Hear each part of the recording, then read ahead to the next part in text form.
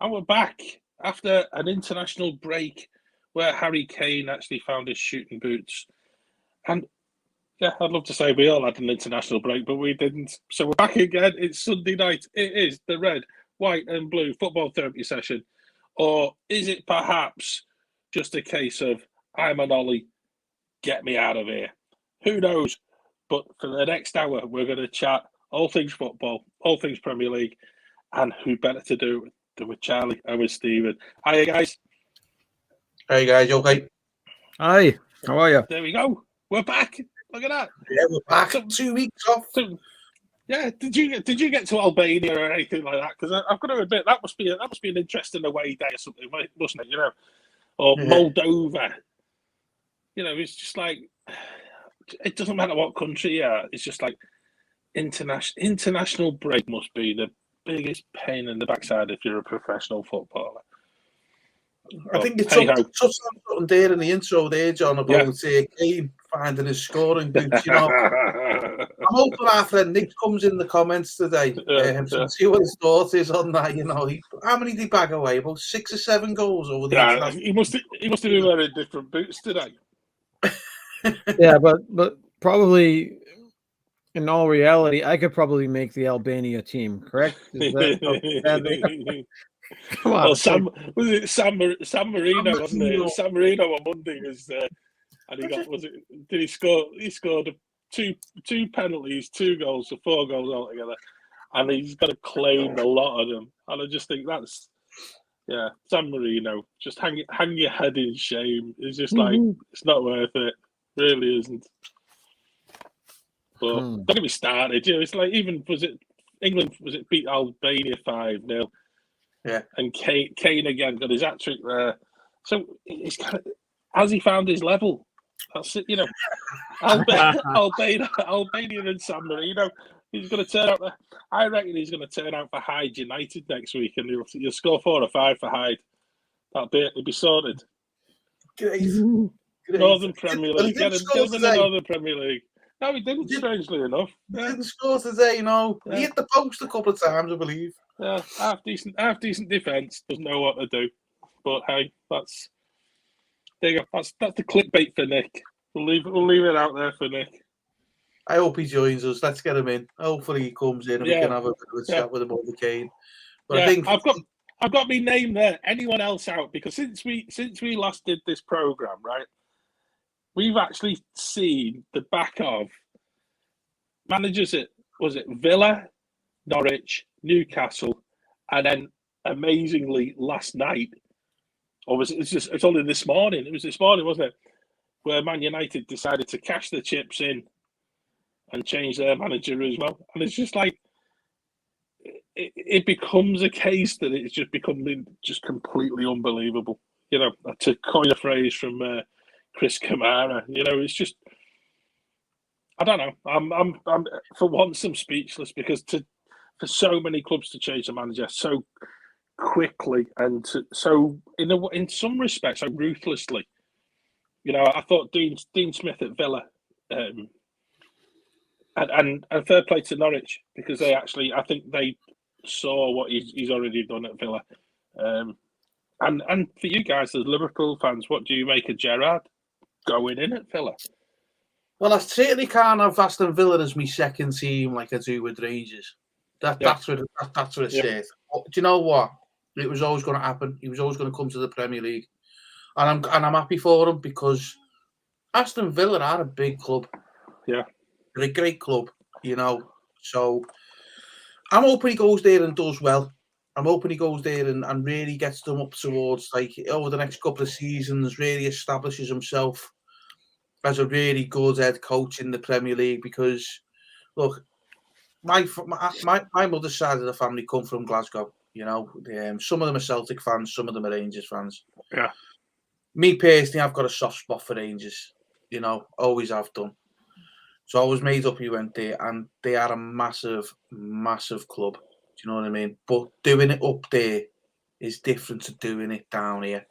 It's a challenge, and you know, I've seen a few people on my own social media circles talking. You know, Why has he gone there? Rangers are a bigger club. Yes, they are. For me, yes, Rangers are a bigger club than Aston Villa. Very contentious. I know some people might disagree with me on that.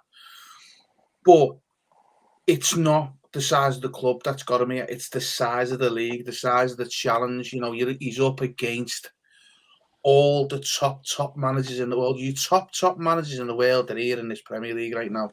You've got Klopp, you've got Pep Guardiola, you've got you've got a Conte now at Tottenham. You know, you've got some really top managers. You've got Tuchel at Chelsea. You know, why wouldn't you want to come here and challenge yourself? And plus, if he's got real aspirations of getting into that Liverpool job, he's going to have to test himself in the Premier League. He's going to have to prove himself at this level. And taking someone like Aston Villa and pushing them, you know, beyond the top 10 and, you know, pushing for them Europa League places, I think he's proven himself as a really good man. If he can take Aston Villa over the next couple of seasons to consistently challenge for the Europa Cup, the Europa League, yeah. Europa League. If he can challenge for that consistently, he's proved himself at this level. Yeah. You know, I think he's then looking at maybe the next step of going up. Do you know what I mean? Will Villa give him a chance to get settled though, or are they going to turn into like another where they get rid of Frank Lampard? You know, other teams they just give him 6 games and then he doesn't do well. He's gone. It's just, what is Villa like? Are they Watford? Are they Watford in disguise? Oh no, yeah, this is another thing. I honestly, guys, I don't think they are. Lampard. That's a great question, that, Charlie. Sorry, John, go on. I was going to say, I think it's a really good question by Charlie, because I know that there was the chief exec at Villa is the lad, is it Christian Perslow, who was at Liverpool and obviously knows of Gerrard's sort of probably his personality and also his desire to move on in management. But yeah, what was your take on it, Charlie? Come on, I really love that question because I think it is quite a pertinent one. Well, I'm hoping that they do give him a chance. You know, obviously, I agree with Steve. This is the place Gerrard needs to be if he ever wants the Liverpool job. He needs to be proving himself in the Premier League. The only other thing I could think him doing is maybe trying to bring a team up from the Champions League, but the Championship. But I think Villa's good because you know they're not expecting too much from Villa. You know they're a mid-table team, and if he brings them into the top 8, then that'll be great for Gerrard, I think. And as long as he establishes consistency, then I think he'll keep his spot. Yeah. He's obviously proven himself as a player. I didn't listen to the interview after the game or anything like that. I'm not sure exactly what style of manager he's going to be. If he's going to be interesting, or if he's a flash in the pan or any type of thing, something like that. But looking at his record up in Scotland, Charlie, you're probably over in the States. You probably don't get much of the Scottish football over there. Well, I saw what he did, and obviously it's impressive, right? What he did here in England either, to be honest. It's not the greatest of leagues, and I say that with the greatest respect because Rangers and Celtic are massive clubs, and they are really good. And they can play anyone on the day, and they beat anyone on the day. Both of them clubs, the massive clubs. But when Gerrard had his team set up there, he was more like a 4-3-3 kind of set up a bit. I think he's like Klopp-esque, you know. He likes the team to press and chase down. So I think you're going to see, because when you think about it, when Gerrard learned, he finished his playing career and he went and gone trained with the kids. He took over the kids at Liverpool with Klopp, manager. The 18 right? Then going, I need the kids to come up and you know I need them to be playing this way. So Gerrard's took on that on board, and he sort of has a similar kind of play for me from what I've seen at Rangers. So I think you're going to see Villa getting the teams. They're not going to sit back. They're not going to, you know, oh, we're up against the big boys here today, so we better sit back. He's not one of them managers. He's going to go. He's going to play. He's going to play the right way, which is great to see. So I hope he does well, but not too well. if you know what I mean. That'll be great. But yeah, I I think it's. I think it was quite telling, Stephen. Though it's as much. I know that you've said about Scottish football. I think there's a massive. I think there's a huge gulf between the two. And having lived, I lived in Glasgow for a long time before moving back south of the border to just get that whole feeling of what football within Glasgow is. Such a completely time and life consuming experience, and I think particularly as a manager, I think Gerrard probably enjoyed that probably for the first couple of years. I think it just became just something it just was all too consuming, and there was no switch off. And irrespective of what you do at Rangers, everyone's saying, "Oh well, you've won the league. You've won the league. What we're going to go win next? We should win a treble. We should win this. We should." And actually, I think the standard of Scottish football, and I have said it before, I think it's really poor. It is. I'd actually disagree and think that Rangers and Celtic could beat any team on the day. I think they would struggle if they were in the Championship, playing week after week in the Championship. I think they would get found out. I think the quality of Scottish football's dropped drastically in probably the last 20 years. And I think what Gerrard's probably seen is the fact that there's an opportunity here to go to a club that will support him. The chief exec is going to support him because he obviously knows him from his Liverpool days. And I think for Gerrard, it's that opportunity of getting in at a Premier League club, similar to Lampard, and just being able to prove your worth. And it might, if it works, that's brilliant. If it doesn't, he can still go on again. He can still go to a team fighting at the top end of the Championship and getting promoted and see if that's the route for him. To me, it's a win-win situation for Gerrard, and I think the result for Rangers today, where they got beat convincingly by Hibs in the Scottish League Cup, possibly shows that his loss is going to impact on Rangers massively, and that personality, that sort of drive that he brings to a football club is possibly going to be a real gain for Villa. I really do. I think he's just going to freshen it up. I don't think there's an awful lot that needed doing at Villa, because I actually think that Dean Smith had done a half decent job. I think he'd just taken it as far as he could, and he just needs a breath of fresh air coming in, and he'll do well at Norwich. You just keep watching Norwich, and Norwich could actually stay up. It's just crazy. It's crazy. 2 in a row, right? 2 in a row. Off the bottom of the league yesterday. It could happen. It could happen. Very easily could happen. That's, I think, for a club like Norwich struggling. Well, I think Farke is a good manager. And I think he would have got it turned around in the end. When you club like Norwich and you are struggling, I think now is the right time to change your manager. I also think that Farke had actually become really sort of,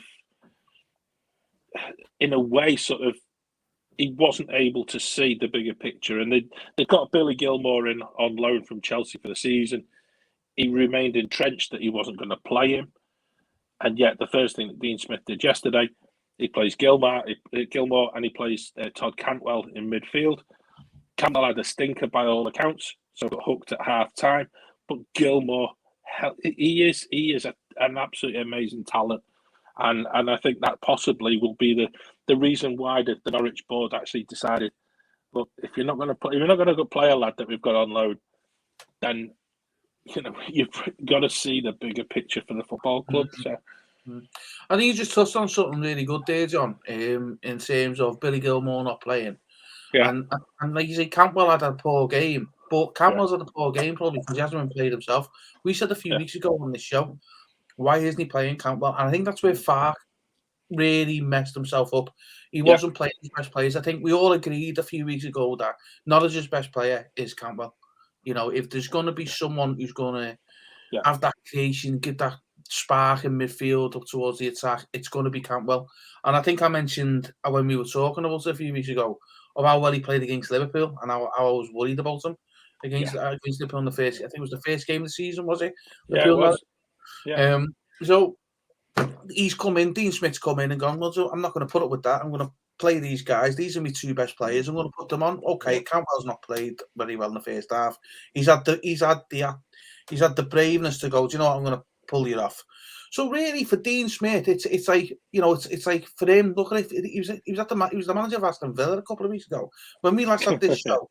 He was the manager of Aston Villa. Crazy, isn't it? It's changed in this league, you know.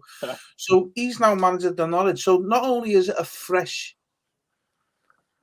you know, a new turn of the leaf for Norwich, it's also for Dean as well, Dean Smith as well. He's got this new job now where he's got under no, he hasn't got that pressure on him anymore. He can just do his job where he had that pressure at Aston Villa, you know. And you said before, Charlie, about, you know, Aston Villa, they're not expecting too much, you know, they're a mid-table team. But I've met a few Aston Villa fans in the past, and honestly, they will be wanting Gerrard to come in, kick on, and get them towards them European places. They really don't like being a mid-table. They see themselves as a big club. You know, at the end of the day, they still talk about when they won the European Cup in the 80s and stuff like that. They do see themselves as a big club, and they will. I hope Gerrard does well. I really hope Gerrard does well. But I'll tell you what, it's not the only change, is it? There's lots to talk about with the big change today. Lots to talk about. Really lots to talk about with that one today. You know, Solskjaer going. You know, he's been sacked. I think we all seen it coming. It's a matter of when, not if, wasn't it? Really.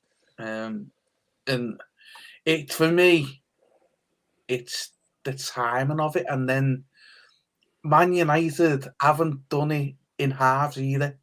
You know, they sacked the manager and then threw this word in the ring of interim manager. Well, what do you mean by it? You're Man United. You're one of the biggest clubs in the world, right? If not the biggest, right? Yeah. And you're talking about having an interim manager with only 12 games gone in the season. Why? Why are you not going and getting your man? We just talk about Norwich, sack the manager. Aston Villa, sack the manager. Right? And in the 2 weeks that we've been off of the international break, both of them have appointed their long-term manager in. So if Norwich and Aston Villa can do it, come on. Why are Man United talking into them, guys? Let's talk about into them. Because who's that guy from Zidane? Zidane. He's taken these very, very high level English courses right now, so he won't be ready for another couple of weeks. So they'll bring him in after he learns how to say some English terms, right? Yeah. I like that theory. That's great. That he's doing his English lessons. That's why he needs to be. You know. But why are they doing it though? Why are they got? Can anyone think? Because I've tried to think of this one today since the news come out. You know that he's looking for an interim manager.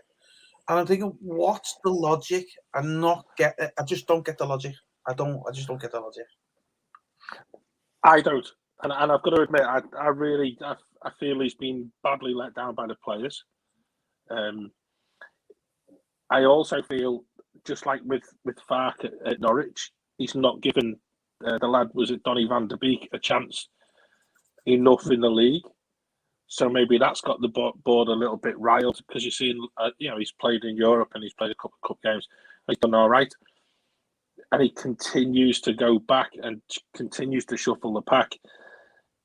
I go back a few shows, guys, and I really do feel that the signing of Cristiano Ronaldo was basically the point at which Solskjaer kind of lost control of the club and lost control of the job that he'd been doing. And suddenly Ronaldo turns up. They're still not playing very well. In fact, I'd argue the fact I think that they're less effective now as a team than they were prior to Ronaldo turning up. And he's kind of alienated some of the players as well, because to be honest, Bruno Fernandes looks a completely different player than the one that we're used to seeing. I can't see where anyone else, Michael Carrick being temporary manager, it's not going to change things. I don't know what you're going to do. I don't know why you get a temporary manager. You even think about getting someone to take at the end of the season. there's got to be somewhere from a football perspective where Ed Woodward or whoever's in charge at Manchester United, might be still the Glazers who are calling the shots on this. They've surely got to have a longer term view than just basically they're now in danger of just writing the whole season off. And considering they're still in Europe, considering they've still got, they're still in the top part of the Premier League, why make such a huge change? I don't know. There must be. I think there must be more to this than meets the eye. But and Ollie probably, I actually think, he deserves the compensation that he's going to get paid. It's something about the £7 million or something in compensation. Fair dues, take it, because actually you've been let down by players who are getting paid way more than that. And I would also include the current England captain in that, because to get sent off so simply yesterday, when he needn't have made the challenges that he did. Yeah, I think he's so overrated. I think Maguire is so overrated. Yeah.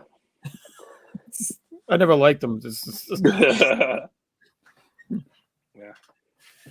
It's just I just don't get where United are coming from. Look, you can see from behind me here, I'm a Liverpool fan. I'm a Red through and through. My biggest rivals are Everton and Man United. And there's no love lost between us. I get that, but come on, you got to have the respect there, though. The respect is there for Man United. I don't want to see Man United run the way they're being run. I think the problems start at the top. I think we've got another situation like Tottenham have got with Daniel Levy. I think we've got a real issue at Man United at the top. There's some really weird, strange decisions being made. Yeah. I mean, Charlie, you did a great reason of why Zidane's not being appointed. But in all honesty, he's available. So if he's your man, which has been reported he's the man, why are you not going for him? Why are you looking for him? I just don't get it. The thing is, though, Stephen, they had the chance if they were going to be forward thinking, and they were actually going to have a handle on exactly what they want for the club. They could have gone and they could have sacked Solskjaer 4 weeks ago and put Conte in as manager before Tottenham signed him, and they would then have had somebody who could have been a really safe pair of hands, somebody who knows how to organise a team and knows how to organise the defence, that would compete for the rest of this season and next season. And then if Conte decided he got cold feet like he does occasionally when he's been at certainly at Chelsea and at Milan, then fine, you can live with that. But United, it's strange because a friend, I asked the question this morning by text, and I just said, look, where now for United? And this is a lifelong season ticket holder at United. He just turned around, he says, I don't know. The whole club is toxic. And I'm thinking, goodness, and that's such a sad state of affairs. It really is. If they don't get it sorted soon, John, because I seen this coming when Ferguson left in 2013, the way they treated David Moyes, the way the club was being run then, and I just thought, you know what, this reminds me of Liverpool of 1992. This is what it looks like, 1990 really, because we weren't being run right. Liverpool weren't being run right, and we just thought, we'll always be at the top, and that's it. They've sort of got themselves into a little bit of a rut, and I listened to Robbie Savage's and Chris Sutton's talk show on Radio 5 Live on the way to the most night, and even they were like baffled by this scenario, what Man United are doing, why they're doing this. Well, they just didn't understand it. The fans were coming on, they didn't understand it. What's going on there? Yes, Sarah, we coordinated. yeah. Let's just put it on there just in case anyone's watching the this on the replay. We're all mourning, golly. Yeah. Yeah, I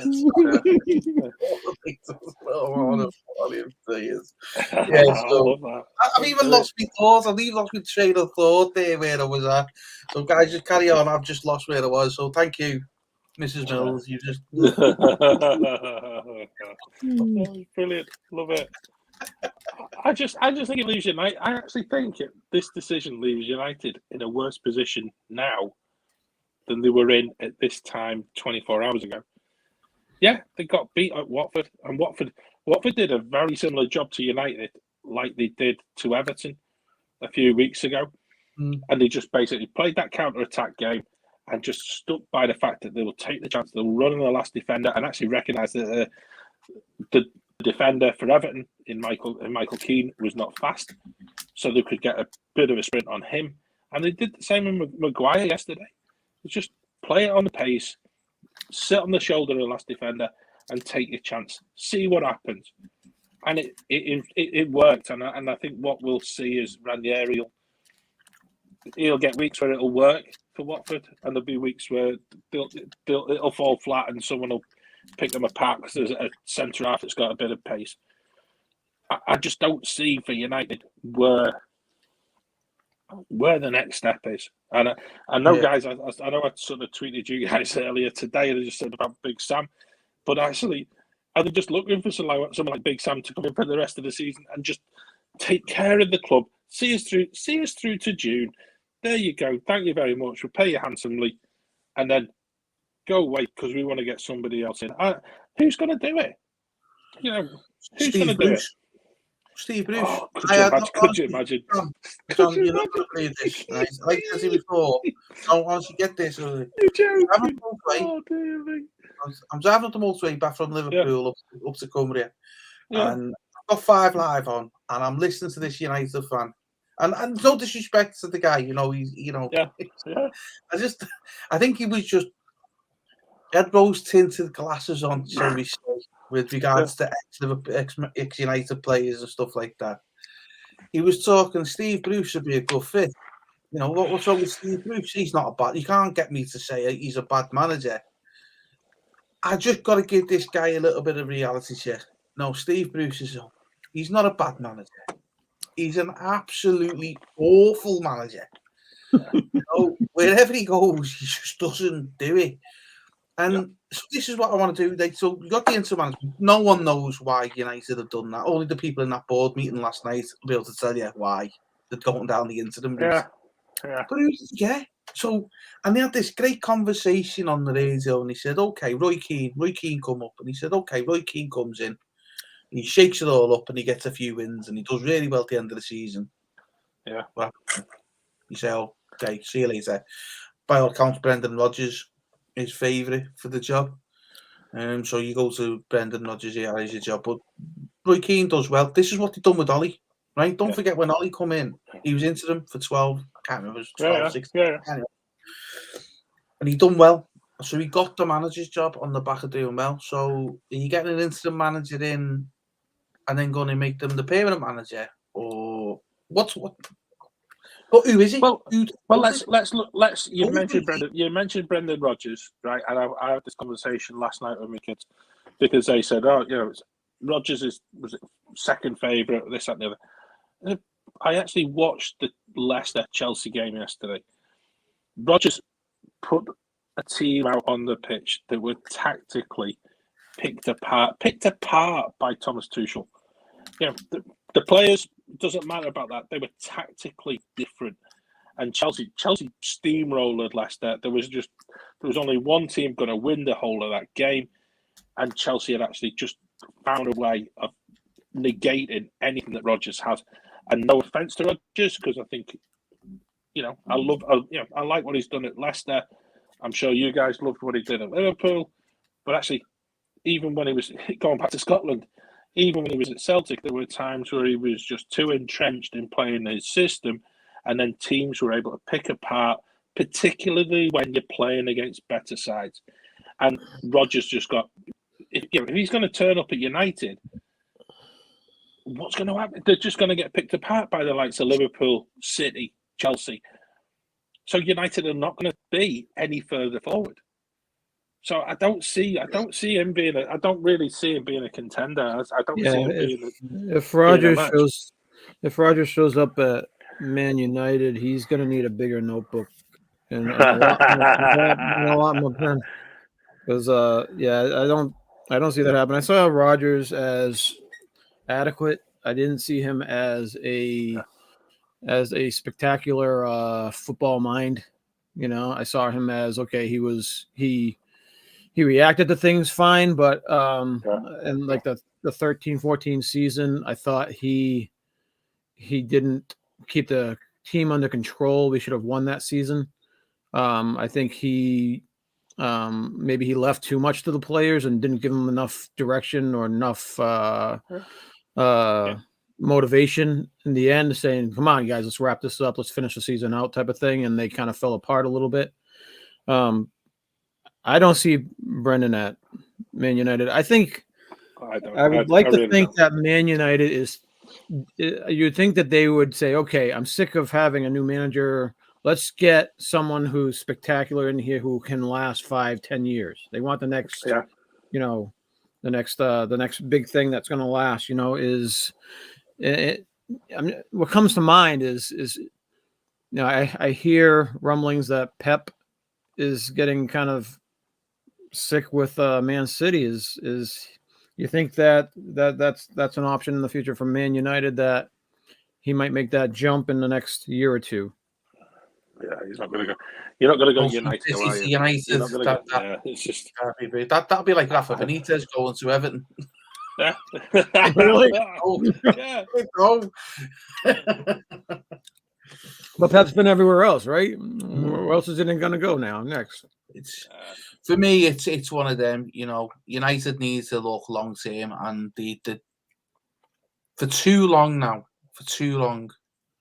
they've been just acting in the short term. It's like today. Ollie come in as interim manager. He done well. He took over.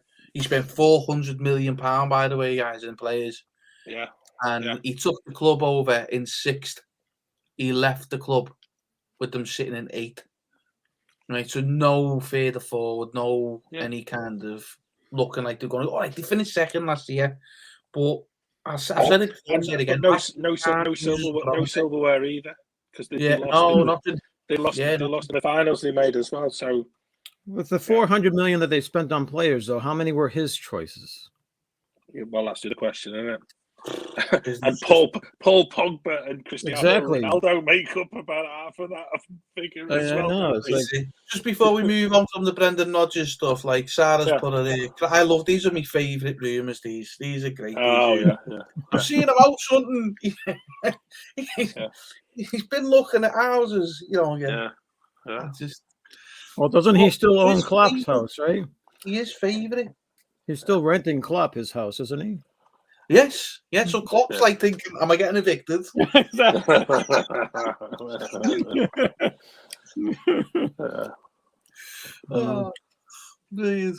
who do you think United should get in? Because I know we're over half an hour mark, but this really is a big talking point. This is the biggest thing of the week. They're a massive club, United. None of us support United. But I think we all respect what they are.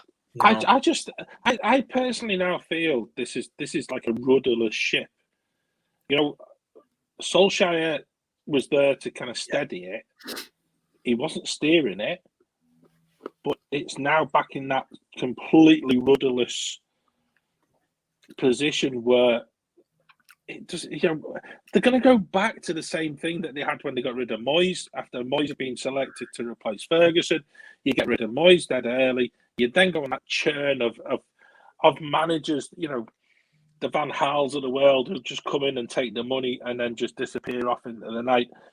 United are a bigger and a better club than to just allow themselves to be manipulated in a way by the market and by the agents, and again by managers who are just not suitable to take on the job. And to answer your question, Stephen, I actually feel that if they went knocking on David Moyes' door, I think he'd probably have 2 words to them.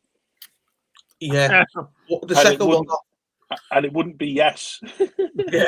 or one particular finger, right? Yeah. And True. I think that is such a sad indication, because Moyes would be perfect for what, you know. I have said it before. I just think he was badly treated by United back in the day, and if they'd have persisted, if they'd have actually seen that whole transitional phase of the club through, they would know. They would be winning trophies again. Exactly. But they wouldn't be. They're still in transition. They're still in transition from the Ferguson years. And they're like Liverpool of the 1990s. They're like Liverpool of the 1990s. Yeah, maybe. They are like Liverpool of the 1990s. Yeah. They don't know the direction where they're going. They need to find it soon. They need to find it quick. And it's going to take them a few years when they do find it. You've got to stick by the man. That's why all interim thing just doesn't make sense to me. It's just not at all. It's nonsense. You know? So who do you think is going to take over then, Stephen? Me? Yeah. If I was in charge, yeah, I'd be straight on Zidane's door right now. Okay. I'd be right on. He's available. You know, he's proved himself at Real Madrid to take on the biggest of the jobs. And what did he win? 3 European Cups on the bounce, couple of titles. Yeah. Okay. No, I'd be banging down on his door. In fact, I wouldn't take no for an answer. I'd be banging on his door and I say, sign this here. We will give you what you need. We will support you. We'll give you whatever wages you need. Come sign for us. Come now. I wouldn't even be thinking. Interim wouldn't even be the thing in me, right? I was just thinking Zidane, you know. And if Charlie's theory's right, I'd get him fast track English lessons as well. Yeah, he's the best English tutor you can get in the world. You go and learn that. You come with us. That's what I'd be doing. If I was in charge and doing anything. And you know what? As a Liverpool fan, you know, I still, and you could easily say, "Oh, you're enjoying this, aren't you? Steve? You're enjoying all this," but really. Yeah, it's confusing to me as a Liverpool fan, if I'm going to be honest. But it's sad and it's scary because I want Liverpool challenging with Man United for the titles. It's all great challenging with Man City and with Chelsea. Great clubs themselves, you know, really good teams. I want to challenge the title with Man United year in, year out. Yeah. That, for me, and like we did with in the 80s with Everton, John. You know, big rivals. That for me adds that extra bit of spice into it. It really does. So I want United up there. I want United challenging for the titles. That's where they should be. With Liverpool challenging for them titles. And it's exactly what the United fans used to say to me in the 90s. We want Liverpool up there. We want Liverpool challenging with us. Because at the end of the day, it adds that extra bit of spice into it. And what do we want as football fans? We want that extra spice. We want that extra enjoyment. So I hope and pray Man United sort the stuff out and they go for the man and they stick by the man, they get the right man. Don't give, if the interim manager is the interim manager, don't give him the job regardless of how well he does, because you've been there, you've done it, it didn't work out, you spent £400 million and you're still in the same place as you was back then. Get the interim manager in if that's what you're going to do. Strange, don't understand it, but that's what you're going to do to it. But then get the man in that you want long term. Get your number one choice in, get them in and support them. And that's what I'll say. Charlie, anyone else apart from Zidane for United for you? If they're gonna mix it up and steal a play from the American Football League, you know, where they have a team that needs a new coach and they want something new, you go after the best team's assistant coaches, right? So you look at Pep Guardiola, who's his second in command. You look at Klopp, who's his second in command. There's someone like that who already know the system of great systems of teams that are working, and try them. Maybe it's something new. Maybe they can discover someone, the next and upcoming manager. You know, maybe that way. There's always Ted Lasso too, right? Ted Lasso. That's who I thought you were going to say. When in doubt, let's get Ted Lasso in. That'll be it. That's the answer. I love it. Brilliant. Ted Lasso, brilliant. Yeah, I'm gonna say, guys, I had exactly the same conversation with my kids last night about Zidane, that I'm about to share with you, because I actually think Zidane is massively overrated, and I think he's in a similar boat that Solskjaer is in, or was in, is the fact that, look, lads, go and have a good time. You cross the line, just go and put the ball in the back of the net. Away you go. I actually don't think tactically Zidane had an awful lot to do with that Madrid team, because I actually felt Madrid were such a fabulous sort of footballing squad. And it was the case that you basically give them the ball, they go and get your result. If he turned up in Manchester, he needs to carry out major surgery to a football club that is in dire need of it. And I don't think he's got that skill set. You know, I was reading this afternoon about Pochettino going, and I still don't think Pochettino is the answer either. I honestly don't know who is the right person for United. You know, I could honestly see Alex Ferguson getting carted out and being made caretaker manager to the end of the season just to prove a point. You know, it's beyond me at the minute, and I really do fear. I do fear for United, because unless they get this right, they're going to lose a handle on what that squad possibly could achieve. And there's a lot of money. There's a lot of money in that football club, and that I honestly, I'm stuck for words for it, which makes a change for me. But I really am. A lot of changes. It's not Zidane. It's not Pochettino. Steve Bruce and Big Sam. Steve Bruce and Big Sam. Steve Bruce is your next Man United manager. God help us. God help us if he takes over Man United. Can I pick up on something? And we'll move the show on, because I know we're 40 minutes in.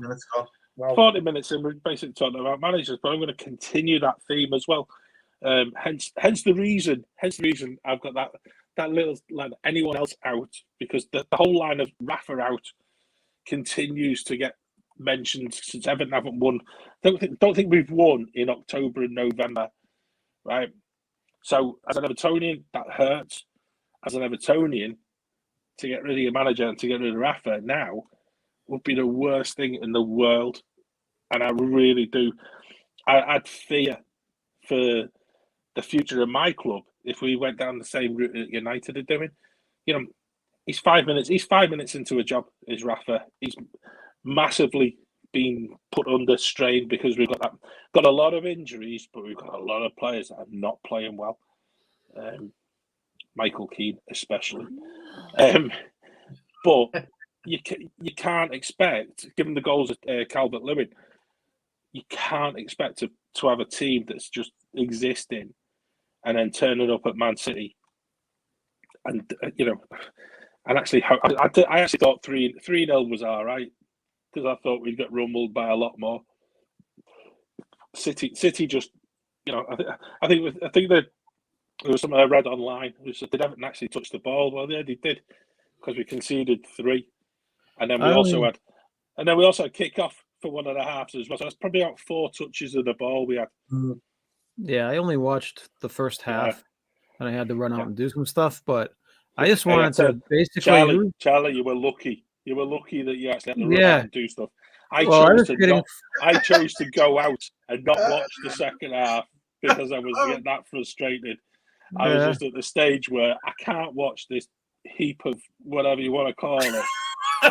I put myself through like another 45 minutes, and I was just like, nah, I'm going. And who's the little blondie up front for Everton? Richarlison. I just wanted to reach to the TV and smack him. Stop whining and acting like a little 2-year-old baby. Oh, he's buzzy. I mean, stop with all these. Oh my God, he doesn't get the ball every 2 seconds. Yeah. It's like you just want to smack him and say, "Get off your butt and work." Is who's the captain on Everton should go up to him and ring him by a little neck, say, "Wake up, you little baby," or go sit on the sideline with someone else wants to play. Seamus probably would. It's the problem is though, he's got absolutely no service, right? You've got a mid. You set up against Man City. You play. They actually put a half attacking team out because they were particularly midfield, but they were the only ones available. You know, it's quite telling. Fabian Delph has played. Fabian Delph has played 2 games in a row, which in itself must be a record. It's like Firmino, when he's not getting service, when even Harry Kane, when he's not getting service, you see him dropping back and trying to help the rest of the team, trying to develop something. All this guy was doing is staying up front and just moving his stupid arms. It's just like, just want to smack him. So it's like, you want to go work for it, go help your team. Obviously, there's a reason why you're not getting service, because they're outmatched and outgunned in the back. They're not going to get service. So go back and help them, then try to develop something. That's the only chance you have. Even though they were totally outmatched today, but that's the only chance you have. You just acting like a little frustrated baby, where the whole world is seeing you acting like a big frustrated baby. That's not the answer. I'd also point out he's playing in a team with Alex Iwobi, who came on for Damari Gray. Iwobi, we paid £35 million for. He wouldn't get into my. He wouldn't even actually get into my pub team. Yeah, he is that poor. He's just like his first touch is shocking, but so is his second, third, fourth, fifth, and sixth. And then if he's through on goal anytime, it's just a back pass to their keeper. He is just scamming a living as a football player. And we paid stupid money for him. Arsenal must still send Everton a Christmas card every single year saying, thanks very much for that. Thanks for that, yeah. How is Everton's academy level? You know, is there anyone that's exciting from the lower teams that they can bring up? You know, it's like you see that happening today. Yeah. But Man City brought in like a 19-year-old. We even Klopp put in our 19-year-old yesterday. Yeah. It was like these guys they're excited. It's like, does Everton have anything that could be that could give them a kick, that someone who really, really wants that chance to play? Maybe this is the opportunity to give them a chance to play. Good call, but I don't think that Rafa kind of fancied that. He played Anthony Gordon today, which was good because the fans had given Rafa a bit of a bad time about 3 weeks ago because he hooked him after an hour and brought Iwobi on for him. They had a fantastic potential player in Benny Beningame, and then they sold him in the summer to Hearts.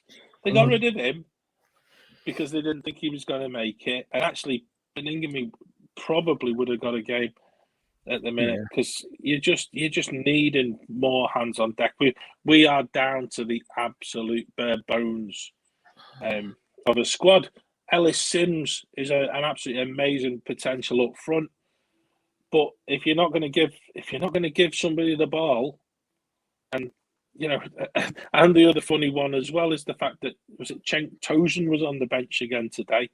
We're still paying that lad's wages. You know, someone who was bought by Big Sam back in the day for a stupid amount of money. We're still paying his wages. It's this is crazy. the problem. See, this is the problem, right? This is the problem that we've got, right? I think you both of you just listen to the both of you talk there. And the two you're highlighting the real issue with Everton. It's not the manager, it's the legacy of the poor decisions of the manager before him that's doing. So you've got to give the guy transfer windows. This is not Rafa's team. It really isn't. It's not Rafa's team. Do you think Rafa wants to bring on Iwobi? I'll tell you now, no, he doesn't.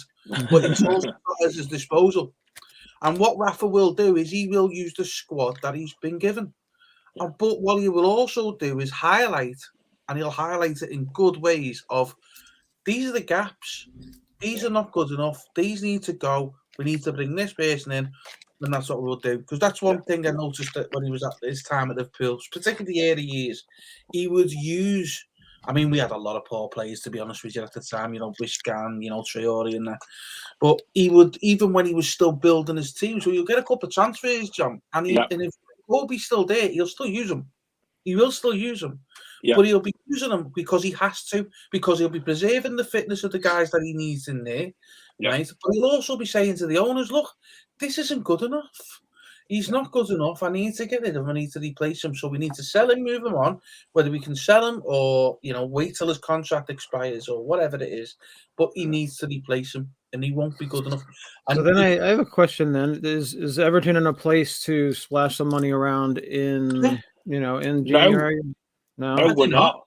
You got a good owner there, John. You got a good owner with a big bank. But we're up the creek as regarding financial fair play, right? Because of the wages that we paid for rubbish football players.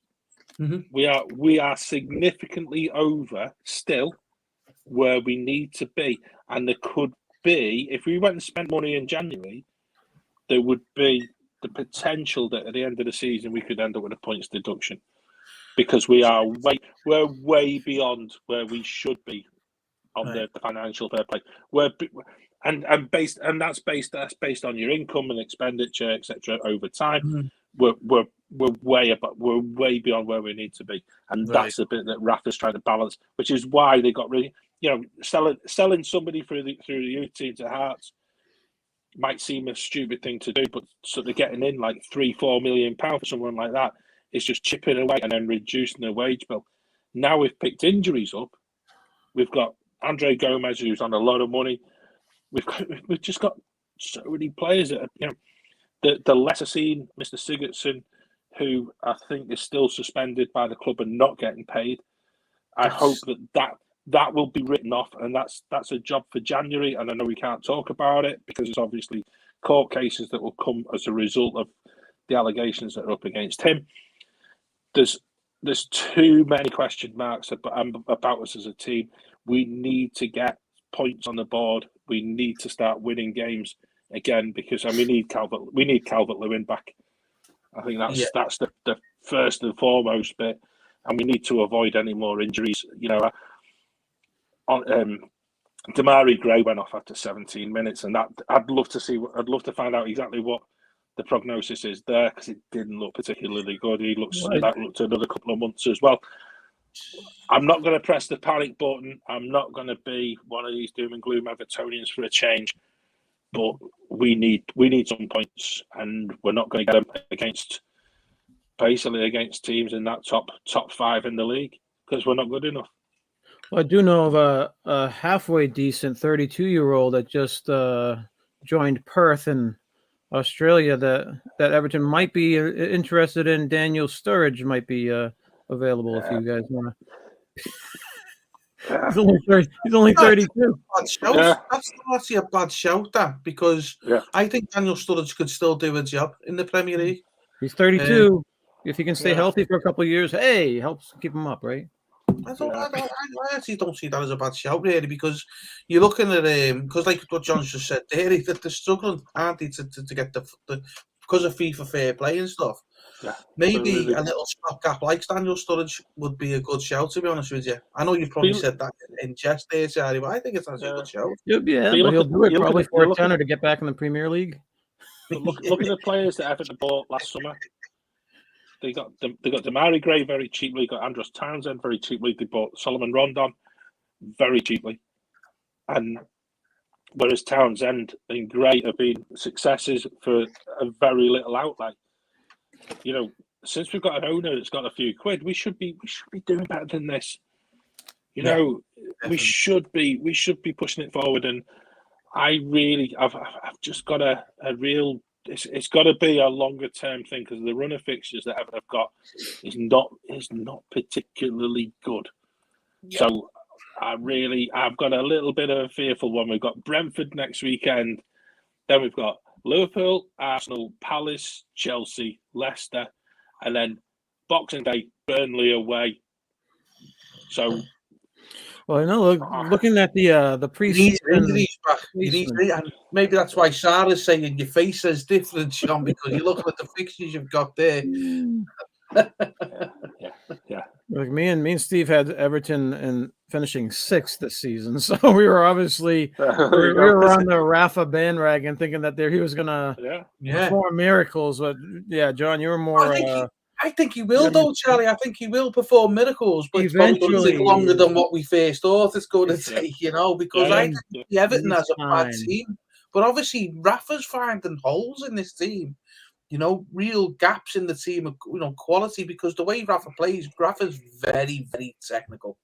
Very, very technical. If you're not a technical player, you're going to struggle playing under Rafa, because he's going to want to change things at half time. He's going to shout different things, tactical changes, and he's going to need players to be able to adapt to that. Maybe this Everton team isn't as good as I thought they were, and maybe they I think get what the Rafa's quality. finding is the more he scratches beneath the surface, the bigger the wound. That there's been a series Possibly. of there's been a series of sticking plasters just put Yeah. over, and he's now finding one of the best players that Everton have got at the minute is Seamus Coleman, because he can defend and he's reliable, but he's knackered. He's 2 years after the time where he got to a stage where he's going to be replaced. So we sent John Joe Kenny out on loan to Germany and then to Celtic with a view that John Joe Kenny was going to replace him. He's not of a standard that he's good enough to replace Coleman. We've got a centre half that doesn't know how to defend.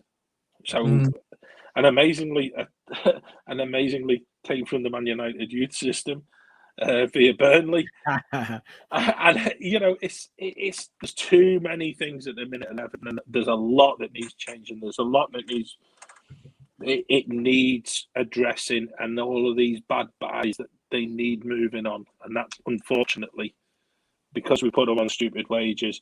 They're not in any hurry to leave Everton. They'll take the money until the contract runs. Well, every great cloud has its silver lining, John, and I think you've just found it there in your comment where you said, the more Rafa Benitez scratches beneath the surface, he's finding out big the is. Yeah. So the silver lining is that you've got someone who's finding how big the issue is, where before you weren't getting that with managers. You just wasn't getting. In fact, they were just happening to the wound and sticking plasters over it. Right. Which I think is the same position that United. It's the same position that United are in now. You go on this churn of managers, you go on this churn of buying players in, you're paying them big money. They don't want to move on because they'll be quite happy to take the money. I think actually, Rafa now. Yeah, you have to. There's no choice. There's no choice. You say you like United, you wear like United. United is still going through the scrap, the plastering and the paper and all that. Everton are beyond that now. Everton are beyond that stage now. They just need to stick to the manager. To be honest with you, John, I know some people are saying Rafa out, but from what I'm seeing on social media, the vast majority of Everton fans are saying Rafa in. He needs to stay because he needs to fix this problem. He's found it now. He needs to fix it, and he will. You sure they're not all Liverpool fans? He might be. I don't know. No, because I'll be honest with you. As a Liverpool fan, when I heard Rafa Benitez was going to Everton, it was like someone stuck a dagger in my heart because that guy is right up there with the top managers that's ever been at Liverpool. So you got the likes of Shankly, Paisley, Dalglish, but then you've got Rafa Benitez and Klopp. They're the top five managers in the whole of Liverpool Football Club's history. Yeah. Sorry, Gerard Houllier as well. Sorry, I forgot about that guy. Massive disrespect there. Gerard Houllier is in that list as well. So they're the guys, of all the people who've managed Liverpool, they're the guys who will go down in the history of Liverpool being great. To see one of our greats go to, Everton was a bit bad in the summer. But do you know what? I just want him to do well. And like I said before with United, I want United up there to challenge him. I want Everton there as well. Yeah. Because I love the derbies, and the derbies are great when we're challenging. I remember growing up in the 80s when Liverpool and Everton were fighting for the title year in, year out. Yeah. And I want to get back to that. I'd love to get back to that. Golden days. Yeah, they were. Look at that. We're an hour in. We're at 59 minutes now. We've come to the end of the hour. And me and Charlie haven't been able to gloat once. Not once. It's part of his plan, John is a master tactician when it comes to keeping Liverpool out of the. See what I did there, guys. I'll tell you what.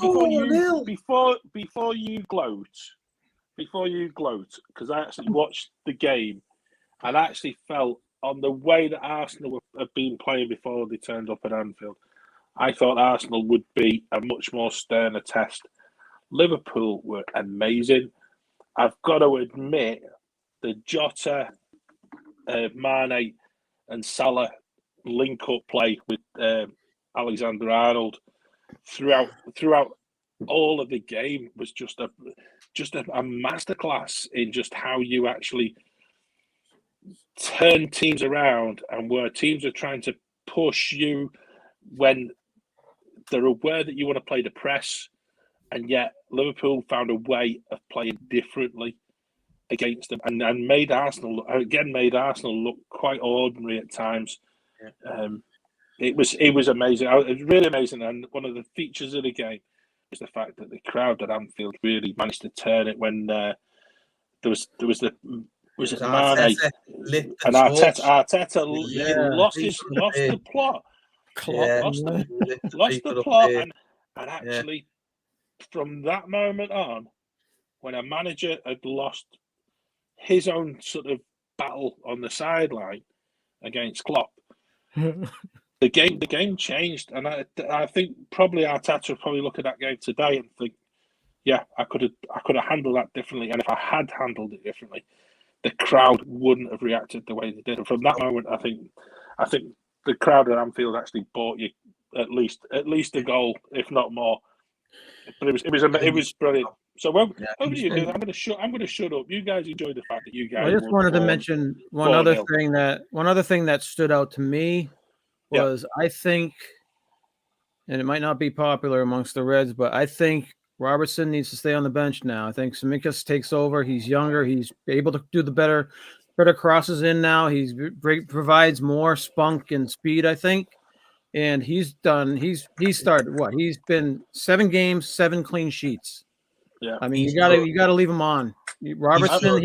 Robertson cannot cross anymore. He's not delivering like Alexander-Arnold was. Remember, they were more like pretty much even for a while there. They were even with the assists. And Robertson has dropped off off a cliff. I think they leave Tsimikas in. I think they'll do better. Yeah, I think you're spot on there, Charlie. And I'll be honest with you, because I like Tsimikas. I think he's good. I think he's really, really good.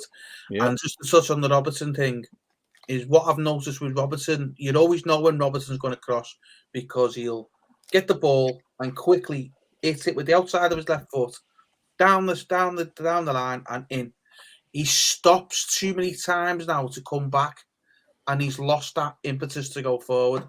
So I think you're spot on with that. But one other thing I want to add as well is, John, you mentioned the front three. They were outstanding. I thought Liverpool were great.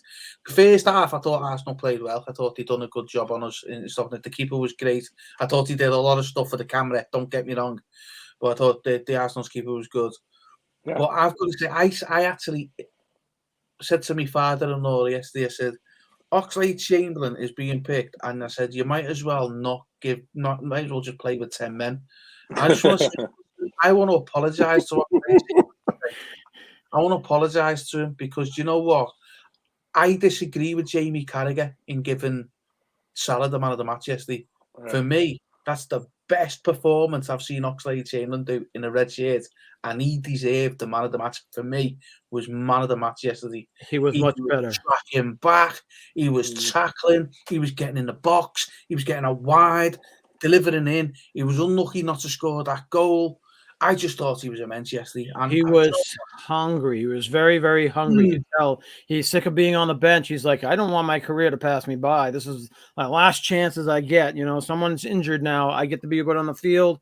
I'm going to make the most of that. That's what I saw yesterday. I'm going to make the most of this chance. And he was running his butt off. He was tracking back. He was doing everything times 10, you know, the best that he possibly could. And that made a difference yesterday. I think he stays in. I think he's going to be. But what he's got to do now, Charlie, what he's got to do now is get that consistency in them performances.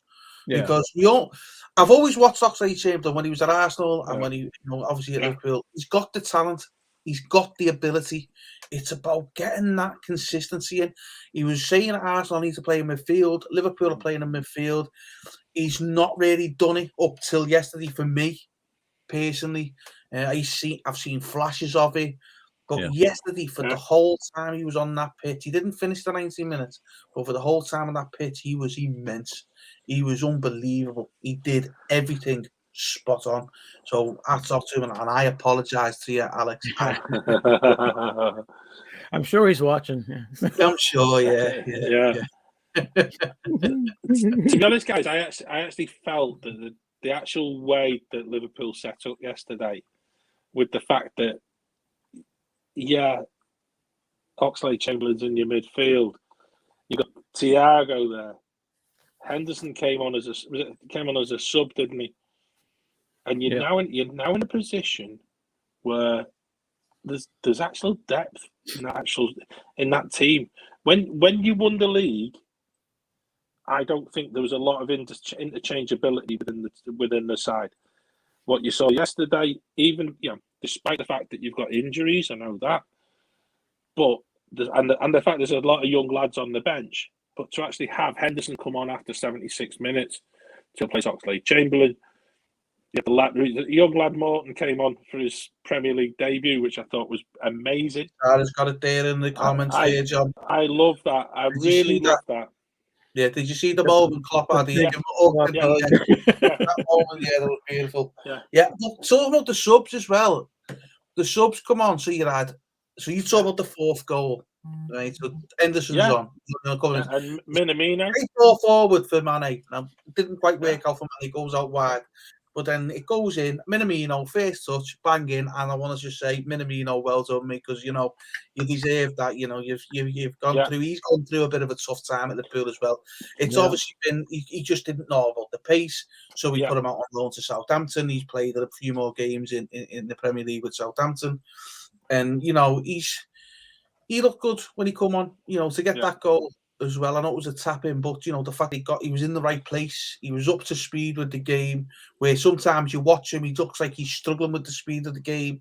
He doesn't quite know. He's always like 4 or 5 yards off the pace of where he should be. Where yesterday to be in that place, it shows that he was on the money. He was on the money. I know. Yeah, definitely. But I think we finally got our gloat in, Charlie. At the end. I'm good. I'm good now. I'm good for another week. We have to go into Fergie time for it, Well, that was a great show. So thanks for joining in the chat. Thanks for watching. We'll see you next week. See you next week.